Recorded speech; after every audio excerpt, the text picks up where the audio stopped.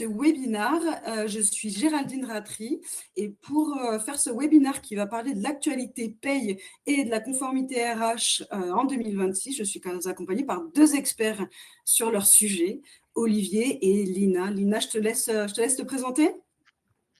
Bonjour à tous, je suis Lina Gouvignas, la responsable des ressources humaines de QuickMS. Et bonjour, donc Olivier Kern, le responsable commercial de l'activité paye chez Kelio. Parfait, merci beaucoup à tous les deux. Du coup, on est ensemble pour à peu près 45 minutes. Il va y avoir 30 minutes de présentation, 10-15 minutes de questions-réponses. Ce qu'on vous propose, c'est de poser vos questions directement dans la partie soit questions en bas à droite de votre écran, soit dans la partie chat. On y répond bien évidemment. Alors, ce qu'on va essayer de faire, c'est de répondre à toutes les questions, mais voilà, il faut savoir aussi qu'on n'est pas avocat. Et du coup, pour les spécificités également de chaque entreprise, on ne va pas pouvoir passer du temps non plus sur les spécificités vraiment de votre système de paye, etc. Voilà, mais on est quand même là pour essayer de répondre à toutes vos questions. Donc, posez-les, on les prend et on essaiera d'y répondre après. Quand je dis après, c'est qu'en fait, on va vous envoyer le replay du webinaire avec les éléments dont on va parler, des modèles de BDESE, de bilan social, etc. Donc, vous recevrez tout ça, soit dans l'après-midi, soit demain ou jeudi. Et je pense l'après-midi ou demain.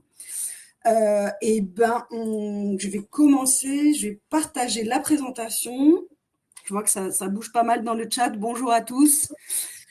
Alors, aujourd'hui, on est là pour parler d'actualité paye et de conformité RH. Donc, on est ensemble, comme je le disais, pour 30-45 minutes. L'idée, c'est de balayer la DSN de substitution, le fait générateur en paye et faire également un état des lieux RH sur les nouvelles obligations légales RH avec un focus sur le sujet brûlant de 2026, la transparence salariale ainsi que la BDESE. Pour commencer, je vais laisser la parole à Olivier pour expliquer un peu la production de la paye et faire un petit topo sur Kelio. Merci Géraldine. Donc, surtout, je vais un peu présenter la société rapidement avant qu'on rentre dans le vif des sujets abordés aujourd'hui. Donc voilà, Kelio, c'est un éditeur de solutions SIRH depuis quasiment 40 ans, 1987 pour être exact. Donc, on fait partie d'un groupe qui s'appelle Baudet SA. C'est une entreprise familiale et française qui a été créée en 1868. Donc, ça date plus de 150 ans. Et les activités tournent toujours autour de la gestion du temps. On gère le temps chez Kelio. Par exemple, c'est nous qui fabriquons les horloges SNCF, donc les horloges noires avec les aiguilles jaunes que vous voyez sur les quais de gare. Voilà, on les fabrique, on les produit, on les installe. Je dis souvent, c'est les retardés de train, c'est pas notre faute, mais c'est nous qui indiquons l'heure du retard. Et on fabrique aussi des panneaux d'affichage sportif pour gérer le temps dans le sport. Par exemple, dans les gymnases, dans toutes les infrastructures sportives, vous allez retrouver ce type de panneaux.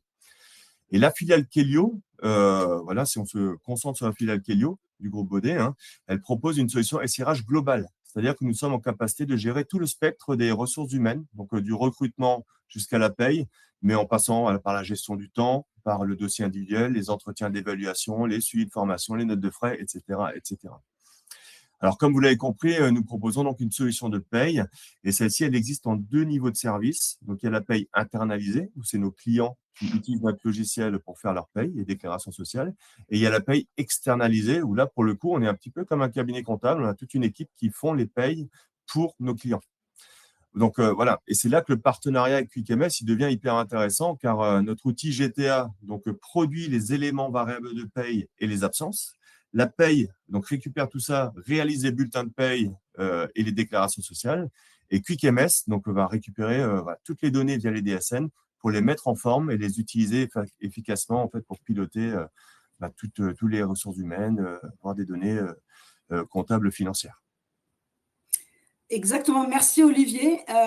Du coup, voilà, donc nous, QuickMS, il y en a, pour la plupart, je pense que vous nous connaissez. Donc, on a été créé en 2018 et à la base, voilà, on se sert de la DSN, donc cet outil que vous connaissez tous, pour structurer de la donnée, donc BI/RH, piloter les indicateurs, etc.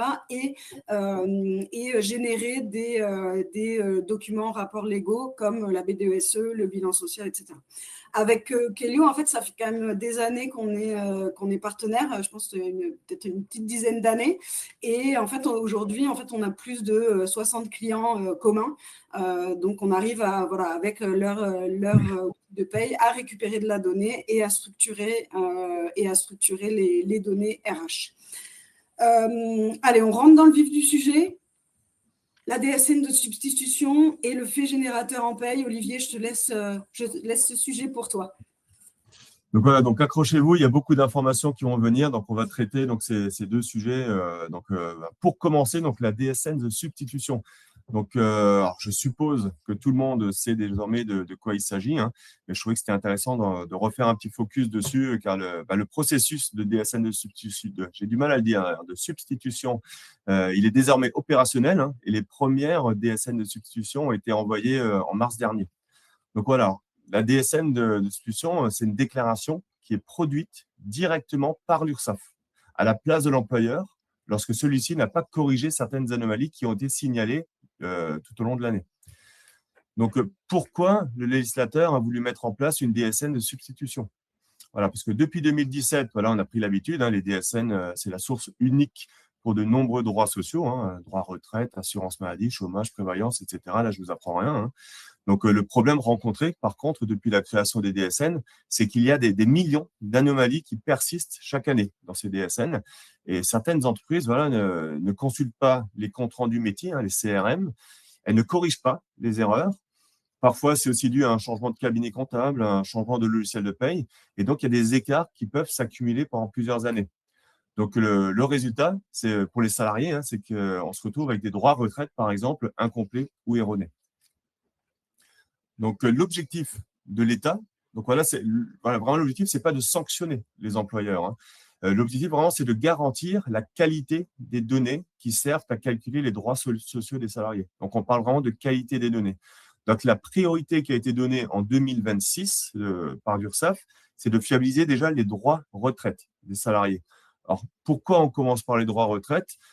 C'est parce que c'est des écarts qui sont mesurables, parce que les conséquences, elles peuvent apparaître 30 ans plus tard, donc c'est loin, donc il faut se souvenir de tout. Et aussi, les organismes sociaux disposent déjà de données de contrôle fiables. Donc, c'est pour un démarrage de cette nouveauté, c'est un domaine très intéressant. Et donc, à noter aussi qu'il s'agit vraiment d'un dispositif légal, hein. Ce n'est pas une simple procédure URSSAF, la DSN de substitution, donc on est obligé d'y passer.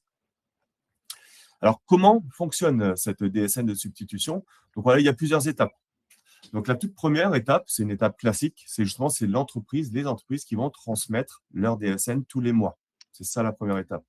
La seconde, maintenant, c'est que l'URSSAF va détecter des anomalies.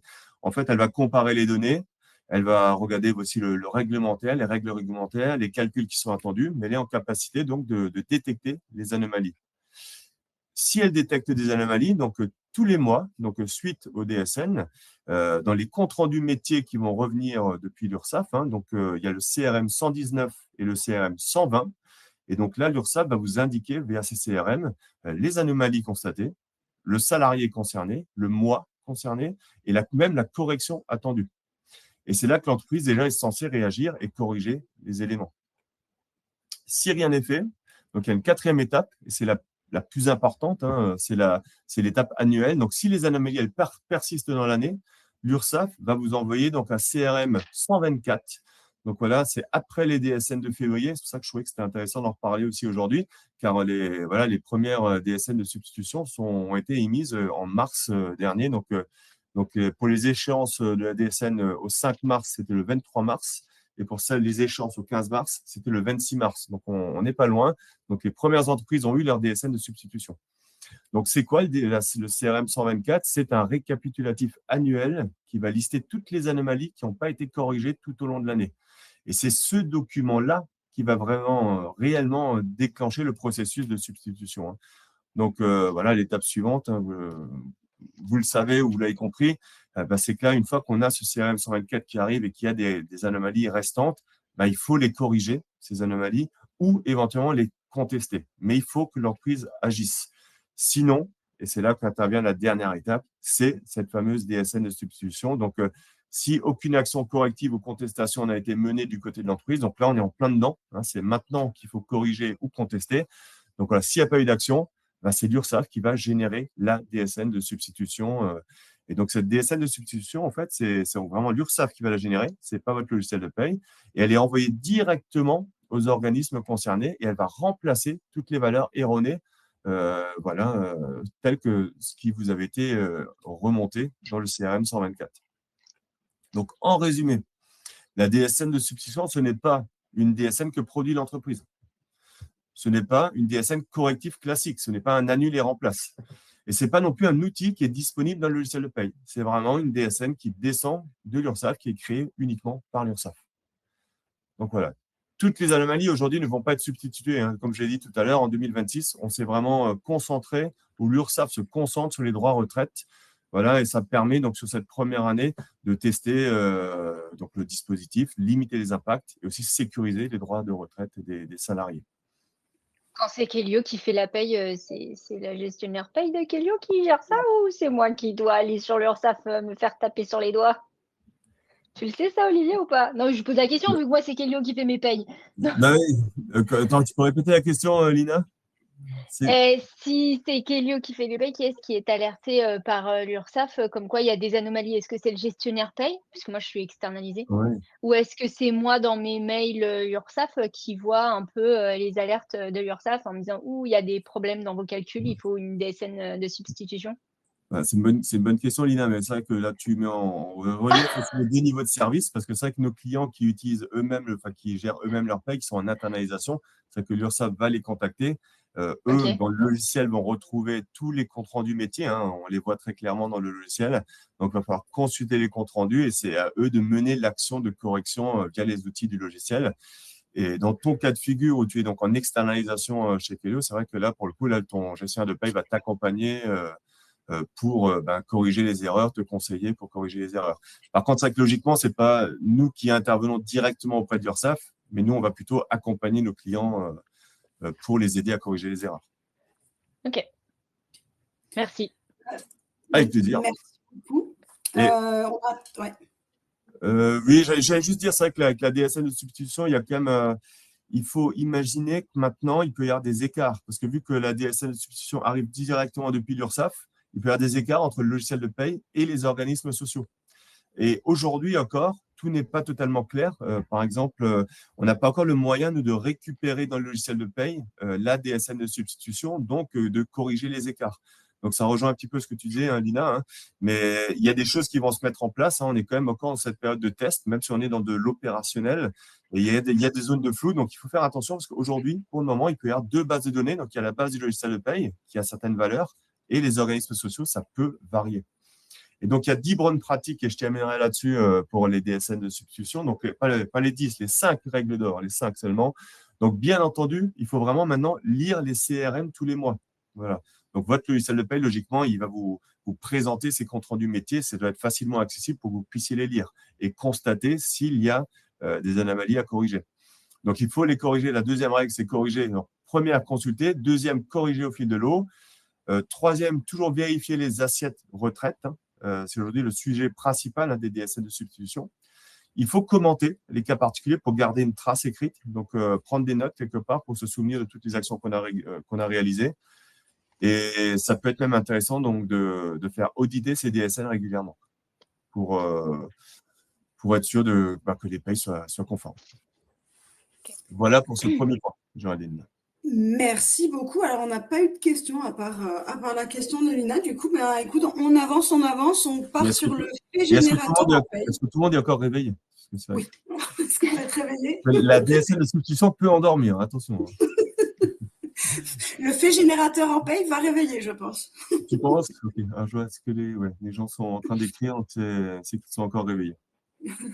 Donc, le fait générateur, c'est vrai que c'est un autre sujet brûlant. Peut-être même redouté par les gestionnaires de paye. On n'est pas encore dedans parce que ça commence vraiment l'année prochaine, mais clairement, je dirais autant les éditeurs de logiciels de paye que les gestionnaires de paye commencent à y penser très sérieusement. Donc, si on se fait un petit scénario, si on s'imagine un scénario, donc par exemple, imaginez qu'en juin, vous versiez un rappel de salaire à un salarié pour un oubli qui remonte au mois de janvier. Vous calculez les charges avec les taux de juin. Tout passe sur le bulletin de paye de juin. La DSN est envoyée. Ça paraît simple, mais en fait, non, on vient de commettre une erreur. Car lors du prochain contrôle URSSAF, ça va nous coûter un redressement. Alors pourquoi? Parce que en gestion de la paye, maintenant, c'est plus la date de virement bancaire qui fait foi, hein, c'est la notion de fait générateur. Et autrement dit, en fait, c'est le principe de rattacher ce fait générateur à une période d'emploi. Donc, c'est vrai que la notion de période d'emploi devient importante et c'est cette période d'emploi qui va dicter la règle. Donc, d'ici le 1er janvier 2027, cette règle devient une obligation stricte et opposable, donc on ne pourra plus y réchapper. Donc, le but aujourd'hui, c'est de vous faire un petit focus donc, sur ce fait générateur. Alors déjà, donc, qu'est-ce que le fait générateur? Alors, en paye, en fait, le fait générateur, c'est l'événement qui donne naissance à l'obligation de payer des cotisations sociales et qui détermine aussi la réglementation applicable. Donc, la pratique historique, en fait, c'était la date de versement du salaire. Donc, le moment où l'argent sort qui dictait les règles, les taux, les plafonds, les exonérations. Aujourd'hui, avec la nouvelle règle du BROS, donc applicable dès janvier prochain, c'est la période d'emploi, la période à laquelle se rapporte la rémunération qui va constituer le fait générateur. En gros, si on veut faire une petite phrase un petit peu choc, on pourrait dire ce n'est plus le moment où on paye qui va compter, c'est le moment où le salarié a travaillé. Et ça, en fait, c'est un vrai changement de paradigme. Alors là aussi, surtout dans les dossiers prud'homaux. Tout à fait, tout à fait. Ouais. Alors là, c'est l'usine à gaz. On va recalculer sur les années en arrière. Et c'est là que l'archivage de tous les taux du moment, etc., vont être hyper importants dans les logiciels de paye pour produire des calculs justes. Donc, alors, pourquoi cette réforme? Pourquoi elle a été mise en place? Donc, il y a 3 raisons majeures. Donc, la première, c'est l'unification et la fin des pratiques hétérogènes. Donc, par exemple, quand il y a eu des décalages de paye, des rappels de salaire, des primes tardives, voilà, ou des, comme tu as dit, Lina, des règlements prud'homaux, hein. Donc, chaque entreprise faisait un petit peu à sa sauce. Donc, aujourd'hui, l'État veut imposer un cadre unique. Donc, tout le monde doit faire pareil. L'autre raison, c'est l'industrialisation des contrôles URSSAF. Donc, grâce à la DSN, en fait, les ordinateurs de l'URSSAF croisent automatiquement les données. Et si un élément de paye est versé en mars, mais qui concerne le travail de janvier, par exemple, hein, le logiciel de l'URSSAF veut vraiment que les taux et les plafonds soient de janvier, donc du mois de la période d'emploi. Et l'autre raison du pourquoi du fait générateur, c'est la justesse des droits des salariés. Donc là, on rejoint un petit peu la DSN de substitution. Hein. C'est qu'on veut que les sommes soient rattachées à la bonne période d'emploi. Ça garantit que les droits à la retraite, au chômage, sur le calcul des IJSS, donc soient calculés sur les périodes de travail réelles, donc plus justes. Alors, comment fonctionne ce fait générateur? Et là, il y a plusieurs cas précis, sinon ça serait trop simple. Donc, tout d'abord, il y a la règle générale. Donc, la règle générale, c'est donc pour un salaire classique, le fait générateur, c'est la période d'activité. Donc, même si le salaire de décembre est payé le 2 janvier de l'année suivante, par exemple, hein, parce qu'il y a un décalage de paye, les cotisations doivent s'appliquer avec les taux et les plafonds de décembre et pas de janvier. Ça, c'est la règle de base. Et après, il y a plusieurs, on va dire, cas particuliers, hein. Donc, par exemple, il y a les rappels de salaire et les régularisations, voilà, qui peuvent devenir un vrai piège. Donc, si on prend un exemple concret, admettons qu'un employeur applique en juin une augmentation rétroactive pour les mois de janvier, février et mars. Donc, en fait, chaque morceau de cette augmentation doit être calculé sur le bon mois. Donc, il y aura un morceau sur le plafond de janvier, un morceau sur février, un morceau sur mars. Voilà, donc ça complique le calcul et ça nécessite de faire appel à l'historisation du logiciel de paye, hein. Donc voilà, aujourd'hui, on ne peut plus tout cumuler en vrac sur le mois de juin avec les règles de juin. C'est plus possible. Alors, pour les heures supplémentaires et les absences, là aussi, il y a une particularité, c'est ce qu'on appelle la tolérance. Donc, qu'est-ce que la tolérance? Donc, c'est le boss qui accorde une souplesse pour les éléments variables pris en compte de manière décalée, voilà, comme les heures sup, les heures de nuit, les absences, etc.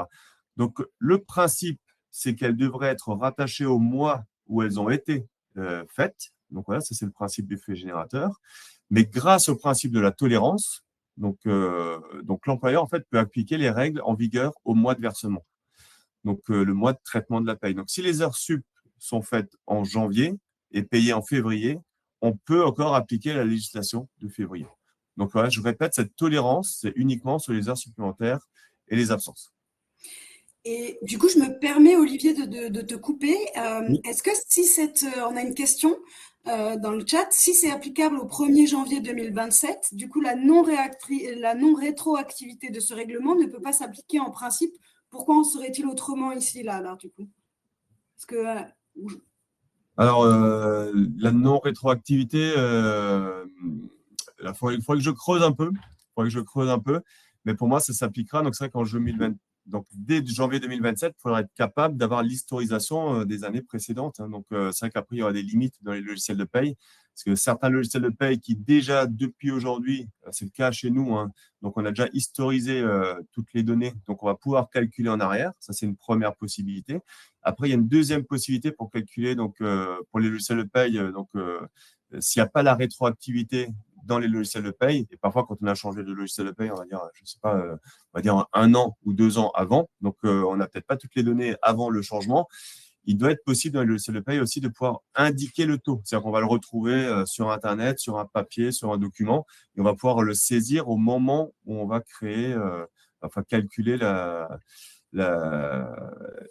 calculer voilà, avec le fait générateur. Donc, soit on a tout historisé, soit on va pouvoir indiquer l'information au logiciel de paye. Et donc, ça permettra de calculer avec la rétroactivité. ok, merci beaucoup. Alors, il y a encore des cas. Hein. Dis-moi. Vas-y, mais en fait, on avait une question sur les décisions prud'homales, paiement de supplémentaires avec 3-4 ans de retard, etc. Ça, c'est des questions plus juridiques. Alors, à ma connaissance, aujourd'hui, il n'y a pas de limite. C'est-à-dire que je pense qu'aussi à l'utilisation, on attendait aussi encore des précisions sur le fait générateur. Mais aujourd'hui, il n'y a pas de limite en termes de durée de rétroactivité. Donc, c'est vrai que sur des décisions prud'homales, parfois, ça peut remonter loin. Ça peut être compliqué. Et là, comme je l'ai dit à l'instant, c'est vrai que le logiciel, si on remonte 5 ans, 6 ans, 10 ans en arrière, au bout d'un moment, on va devoir saisir la donnée parce qu'on ne l'aura pas en logiciel. Donc, il faut que le logiciel permette de pouvoir saisir ces données. Bon, du coup, tu en as profité pour répondre à une question qui est arrivée entre-temps. Donc, c'est parfait. En fait, aujourd'hui, il n'y a pas de durée de régularisation. Ça peut, comme tu le disais, ça peut aller très loin, quoi. Tout à fait. Ouais. Et on attend les précisions encore. Hein. C'est vrai que parfois, les précisions arrivent même tardivement. Donc, on n'a pas encore 100% de l'information. Ok. Alors, dans les différents cas, donc là, je parlais des cas, donc des éléments variables, donc heure sup, absence, etc., où vous avez donc la tolérance qui peut s'appliquer. Et après, il y a encore le cas des primes exceptionnelles. Donc, si on prend un exemple, le mieux, c'est de prendre des exemples. Hein. Si, par exemple, la direction prend la décision de verser une prime de performance, donc ces primes exceptionnelles, elles sont rattachées au mois de versement. Mais il y a une condition, c'est que le versement doit intervenir dans un délai de 3 mois après la décision d'attribution de la prime. Et si on dépasse les 3 mois, il faut appliquer la règle de la date de décision. Donc ça, voilà, c'est encore un autre cas particulier. Et on a un dernier cas particulier, c'est toutes les sommes versées après une rupture de contrat, hein, le solde de tout compte. Donc, si les sommes sont versées à un salarié qui a déjà quitté l'entreprise, donc un bulletin complémentaire. Hein. Donc, si on prend l'exemple de la prime d'intéressement, hein, donc les sommes, elles doivent être rattachées à la dernière période d'emploi du salarié, donc son dernier mois de présence dans l'entreprise. Donc, et même si cette période n'était pas rémunérée, potentiellement, c'est sur les données de ce mois-ci, du dernier mois de présence du salarié, qu'il faut calculer donc le nouveau bulletin complémentaire du salarié qui n'est donc plus dans l'entreprise. Donc voilà, ça, c'est les cas principaux qui ont été identifiés. Voilà, et je terminerai donc par les risques, les impacts opérationnels et les risques. Donc voilà, donc c'est une mécanique, hein, donc c'est fait générateur, hein, ça transforme vraiment profondément les outils de paye et donc même le quotidien des gestionnaires de paye. Donc c'est vrai que déjà il y a la DSN de substitution qui modifie un petit peu les habitudes puisqu'il faut prendre connaissance de ces CRM tous les mois et apporter des corrections de préférence tous les mois. Donc là, c'est encore un autre événement qui va changer nos habitudes. Voilà, parce qu'il y a clairement des impacts sur les logiciels, hein, même les logiciels SIRH et gestion des temps, parce que les logiciels de paye maintenant ne peuvent plus être en fait des simples calculateurs au mois le mois. Ils doivent vraiment, c'est un peu tout ce qu'on vient de dire, hein, les logiciels de paye doivent intégrer tout un moteur de rétroactivité automatique, de préférence, hein, capable de rouvrir les mois passés, chercher la donnée et injecter voilà, pour les calculs du mois en cours. Donc, c'est une nouvelle mécanique voilà, à intégrer dans les logiciels et aussi dans la façon de penser des gestionnaires de paye. Et après, voilà, c'est vrai qu'il y a un risque URSSAF aussi, parce qu'à partir donc, de ce 1er janvier 2027, donc ça devient, voilà, les règles deviennent pleinement opposables. Et en cas de contrôle URSSAF, voilà, si URSSAF constate qu'un rappel, une prime n'a pas été soumis au bon taux du mois, voilà, enfin, de la période d'emploi réelle, bah, ça peut engendrer un redressement fiscal immédiat. Donc, il y a un vrai risque potentiel si on ne change pas ses habitudes. Okay. Voilà pour les deux sujets paye. Merci beaucoup, Olivier. C'était très clair. Tu as bien raison, ça a réveillé les gens, le flux générateur. Oui. C'est ça. On va passer plus à la partie RH et l'état des lieux. Lina, tu prends un peu le sujet, je te laisse la main. Ouais, alors plus ça va, plus on a de nouvelles obligations légales qui apparaissent. Voilà, pour notre plus grand plaisir côté RH. Donc en 2026, on peut dire que les obligations RH en matière de données ne sont plus une option, très clairement. Voilà, donc en plus de s'être multipliées, elles se sont un peu plus précisées. Donc si je prends par exemple la BDESE, elle s'est enrichie, par exemple. Donc, on doit donner un peu plus d'infos, de données quand on produit une BDESE.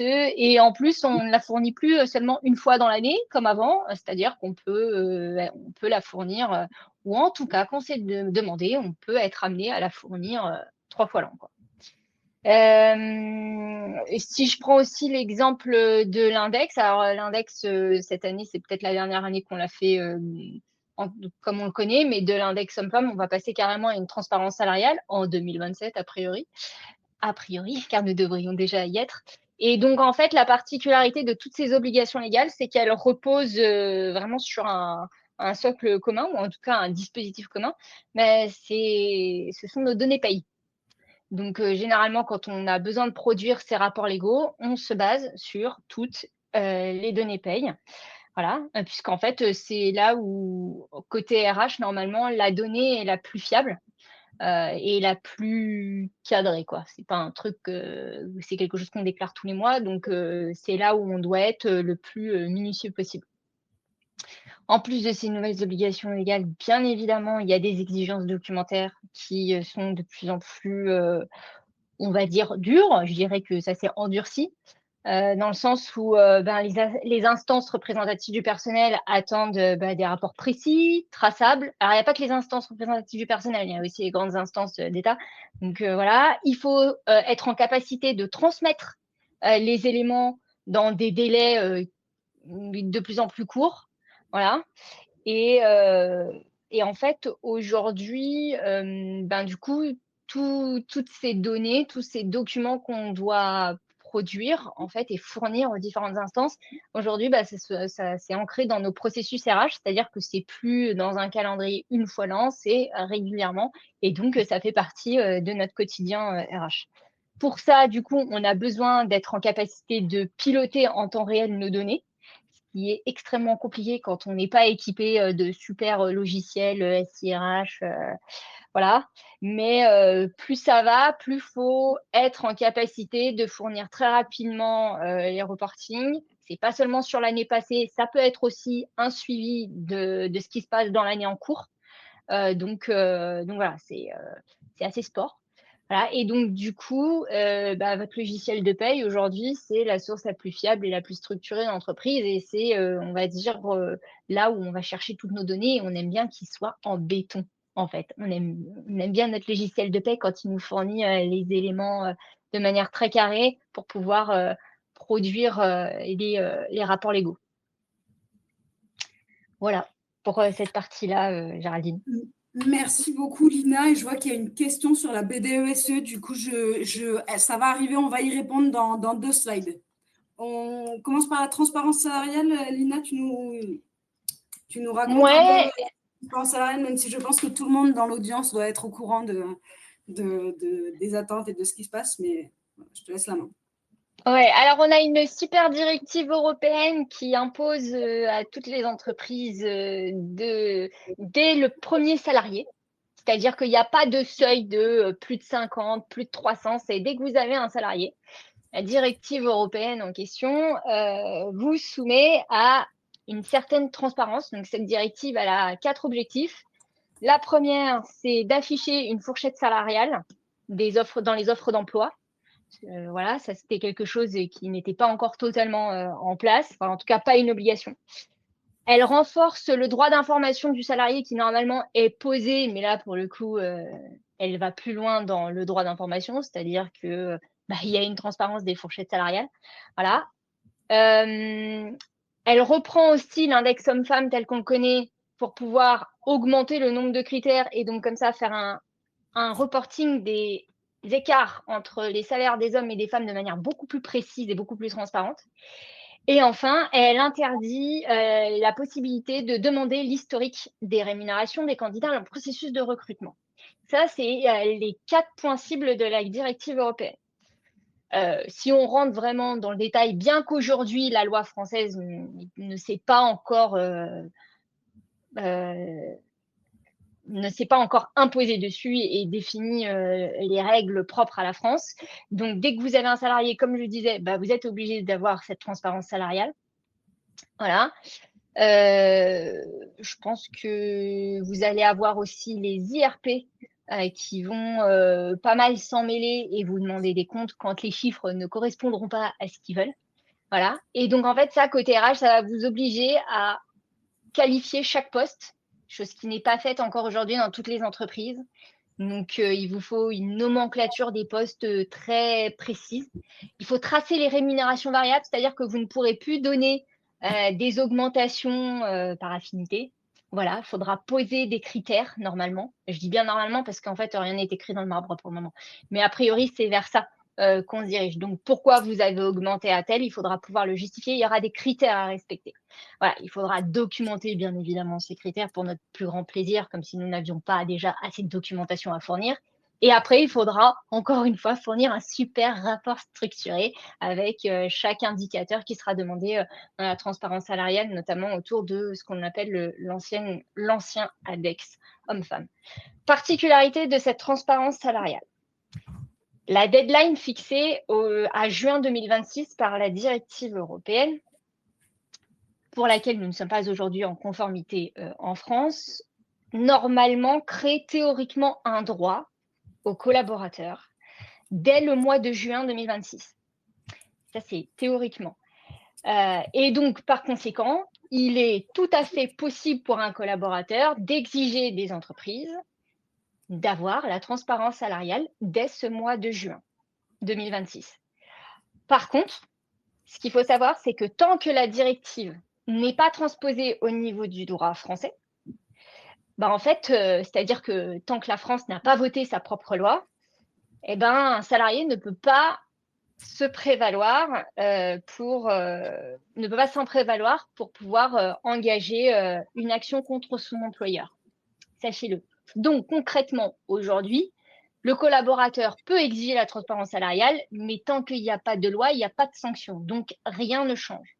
Aux dernières nouvelles, on devait être prêt pour le 1er janvier 2027, mais d'après les rumeurs, apparemment, la France pondrait une loi pour le 1er janvier 2027, mais laisserait toute l'année 2027 pour que les entreprises se mettent au pas. Et donc, les sanctions de la transparence salariale atterriraient en 2028. Ça reste de l'ordre encore de la rumeur, puisqu'on a déjà changé 3-4 fois de discours de notre législateur. Donc, je mets des guillemets. Voilà, je vous donne juste les infos qu'on a aujourd'hui. Est-ce qu'il y a des questions ? Alors, il y en a, mais tu y as répondu au fur et à mesure. Donc, je pense qu'on est OK là-dessus. Et n'hésitez pas si vous en avez. Et en attendant, j'en profite pour faire une petite instant promo pour QuickMS avec Graphique. Parce qu'en effet, la transparence salariale, on sait que c'est un vrai sujet pour vous et que ça peut être un peu anxiogène parce que justement, la loi tarde à être appliquée, etc. Nous, dans Graphique, on est en train de créer justement une fonctionnalité de transparence transparence salariale qui comporte 3 grands volets.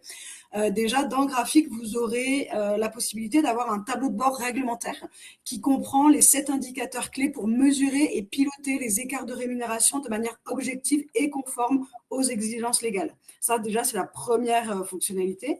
Ensuite, la deuxième fonctionnalité, c'est un rapport individuel collaborateur. Parce que, comme l'a dit Lina tout à l'heure, il se peut que vos collaborateurs viennent vous voir en vous disant, ben voilà, moi, j'ai envie de savoir où je me situe par rapport à ma catégorie d'emploi. Donc là, vous aurez à disposition un document personnalisé et pédagogique permettant à chaque salarié de comprendre sa position salariale au sein de l'entreprise. Et le dernier volet de cette fonctionnalité, on sait que vous aimez quand même les fichiers Excel. Et du coup, c'est un... Oui, Lina, on sait.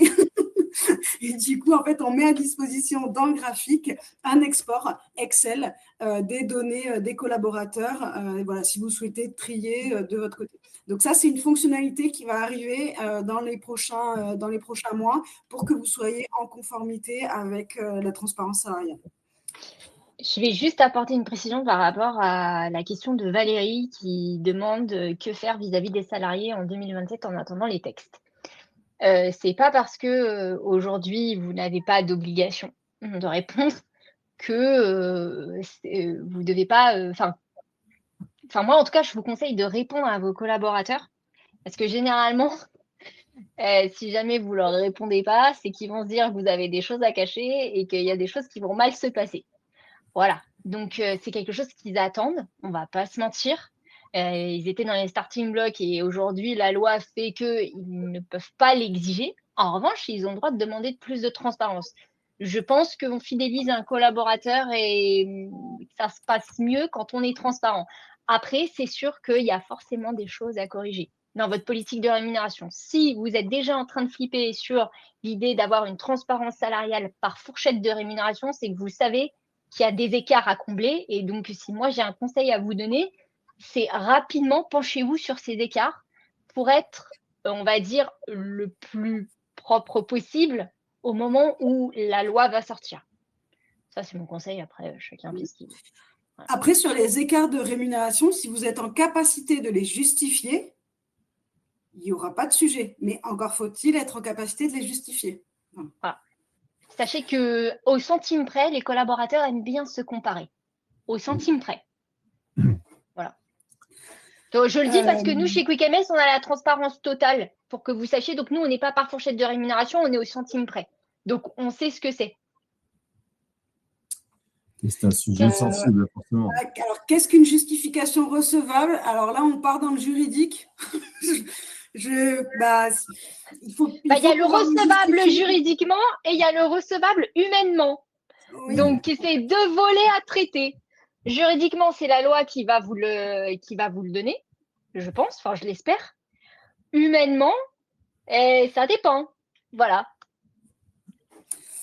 Allez, on arrive au bout de la transparence salariale. Je me fais un peu le timekeeper, Lina.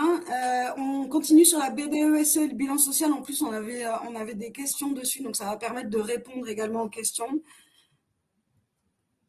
Oui, pardon, c'est moi. Je crois que c'était Olivier, mais c'est moi. Je pourrais un peu parler de la BDESE, mais pas tout. Vas-y, je te laisse la main. Alors, la BDESE, elle s'applique pour les entreprises qui ont plus de 50 collaborateurs. Avant, on l'a donnée une fois l'an. Généralement, c'était au premier trimestre, voire au deuxième trimestre. Avec l'index, on faisait l'index au premier trimestre et la BDESE au deuxième trimestre. Aujourd'hui, on peut être amené à la donner, comme je disais tout à l'heure, 3 fois l'an. Il y a des rubriques qui sont obligatoires, qui sont imposées par la loi, mais il y a des rubriques que vous pouvez rajouter à la demande de vos IRP et en fonction de l'entreprise et des causes que vous défendez, c'est-à-dire la politique RSE que vous avez, politique environnementale, ce que vous voulez, politique sociale, etc. Donc voilà, cette liste légale, on va dire, elle est non exhaustive. Les erreurs fréquentes, ça vous coûte cher. C'est-à-dire que vos IRP, ils aiment bien vous demander des comptes. Quand ils voient des chiffres qui ne leur plaisent pas, ils vous demandent des actions. Et généralement, ils vous demandent une nouvelle BDESE quelques mois plus tard pour voir ce que vous avez fait entre l'ancienne et la nouvelle. Voilà. Et les bonnes pratiques, idéalement, c'est d'alimenter régulièrement la BDESE. Alors, je ne sais pas comment vous faites vos BDESE, mais nous, dans Graphique, comme on alimente Graphique avec la DSN, la BDESE se met à jour sur la période qu'on demande à l'outil. Donc, Graphique complète la BDESE à hauteur de 80%. Plus vous allez rajouter de rubriques qui vous sont personnelles, plus vous allez devoir implémenter des fichiers Excel ou des données de d'autres logiciels. Mais normalement, si vous faites la BDESE à la main, ça peut être très long. Si vous le faites via un outil, ça va, c'est jouable. Le bilan social, lui, il concerne les entreprises de plus de 300 salariés. Vous le donnez une fois l'an, idéalement avant le 31 décembre, voilà, sur l'année passée. Donc, voilà. Il a un peu moins d'indicateurs. En revanche, les indicateurs, ils ne sont pas sur une année ou sur 6 mois ou sur 3 mois, ils sont sur 3 ans en arrière. Donc, pareil, il est toujours soumis au CSE. Qui a un délai pour formuler ses observations et des demandes d'action. Et les pièges, c'est que comme il est sur plusieurs années, en fonction des données que vous allez mettre dans le bilan social, vous allez avoir la capacité de pouvoir comparer d'une année sur l'autre l'évolution de certaines données dans le bilan social. Voilà. Et bien évidemment, pour en avoir fait, si jamais vous n'avez pas un historique RH structuré et idéalement dans un outil unique, bonne chance pour faire le bilan social avec des données Excel à la main. Je l'ai fait et je pense que faire le bilan social, ça me prenait 1 mois et demi, sans compter la relecture, la correction, etc. Il y avait à peu près 1 mois de traitement des données. Donc, rassembler les données, fiabiliser la donnée et après 15 jours pour construire le bilan social. Voilà. Et c'était il n'y a pas si longtemps que ça. Et depuis, tu es chez QuickMS et tu utilises Graphique. Tout à fait. Et je le fais en quelques clics. Voilà, tout à fait. Donc, plus les DSN peuvent arriver automatiquement dans 2-3 payes. Et ouais. Ouais, tout à fait. Merci Lina. On arrive un peu au bout de cette présentation. On a repris un peu dans les grandes lignes le calendrier que vous devriez avoir en tête. Lina, du coup, je te laisse présenter cette slide. Alors, vous avez dû, au plus tard, le 1er mars, c'est plus le 28 février, mais publier votre index égalité femmes-hommes. Donc, si ce n'est pas le cas ou que vous avez une note inférieure à 75, vous devriez, d'ici pas longtemps, si vous ne l'avez pas déjà reçu, recevoir un joli petit courrier avec des pénalités, très certainement. Au mois de juin, on devait avoir la transparence salariale, mais du coup, on ne l'a pas. Donc, profitez-en pour vous préparer, en fait. Voilà. Et la BDESE, c'est toute l'année. Donc, ça, c'est un peu dans votre quotidien, je dirais. Et le bilan social pour les entreprises de plus de 300 salariés, d'ici décembre. Si vous avez un outil, vous avez encore le temps. Si vous n'avez pas d'outil, profitez de l'été, du calme pour vous poser sur les données. Voilà. Parfait, merci beaucoup. Alors, on a des questions. Comment fonctionnent les audits de la BDESE? Alors, c'est-à-dire les audits. Ça te parle, Lina, ou... C'est-à-dire, comment est-ce que les BDESE sont contrôlés? Je pense. Enfin, ou le process peut-être, c'est juste, il faut le rendre disponible en fait aux IRP. Ouais, alors nous, comment on fait C'est les IRP qui vont auditer en quelque sorte ouais, généralement, les IRP, ils sont bien informés, hein, vous inquiétez pas. Donc, ils vont regarder le cadre légal. Donc, ils vont regarder que si vous avez bien mis les bonnes rubriques. Et ensuite, ils peuvent vous demander de rajouter des rubriques. Voilà, mais vous inquiétez pas, ils savent, ils peuvent aussi vous demander d'où est collectée la donnée, comment la BDESE a-t-elle été construite. À partir du moment où ça provient de la DSN, généralement, vous ne pouvez pas trop bidouiller votre BDESE, quoi. Donc, voilà. Mais les IRP sont bien calibrés pour auditer votre BDESE. Après, nous, Graphique, ils respectent le cadre légal. Donc, hormis les rubriques que vous rajoutez, vous pouvez pas trop tricher, quoi. Okay. On a une autre question. Les obligations, transparence et BDESE sont pour donc transparence, on a dit que c'était pour dès le premier collaborateur. Par contre, BDESE, c'est au-delà de 50 collaborateurs. C'est de suite ou après 5 ans? Alors, pourquoi 5 ans? C'est que de suite ou après 3 ans, non? Parce que 3 ans, c'est la BDESE, 2 années antérieures et une année… Je sais pas. Moi, je pars du principe qu'à partir du moment où vous avez un ETP à plus de 50, dès la première année, Il me semble, parce que la BDESE, ouais, l'index, c'est au bout de… Il faut qu'il y ait un équivalent de temps plein, 3 ans d'affilée qu'on dépasse les 50. l'index, ouais. La BDESE, après, c'est… Faudrait que je regarde. Je sais pas, moi, J'ai pris la question, on essaye d'y répondre.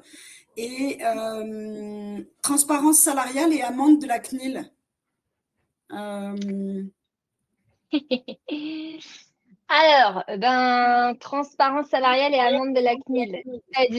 C'est-à-dire, Dans ton slide, en fait, tu as écrit là, sur le joint, là, tu as écrit amende de la CNIL, obligation de justification des écarts supérieurs à 5% non objectivables. Mais je pense que c'est ce que tu disais tout à l'heure, Lina. C'est que comme la loi n'est pas applicable maintenant, les collaborateurs n'ont pas de recours légal, mais ils peuvent quand même vous demander. Les amendes de la CNIL, je pense elles viennent, c'est pas je pense, mais typiquement, si jamais vous êtes dans un processus de recrutement et que vous demandez les historiques de rémunération des candidats, vous pouvez avoir un candidat qui vous amène à la CNIL. Et là, vous aurez une amende de la CNIL.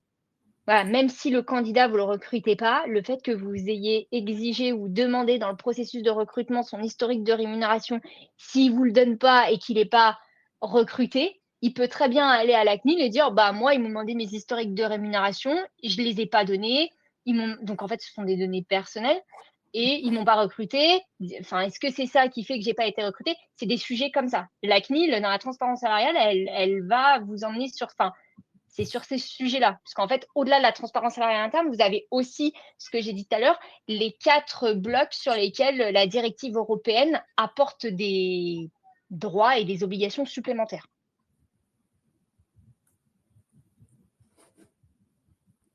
Une question?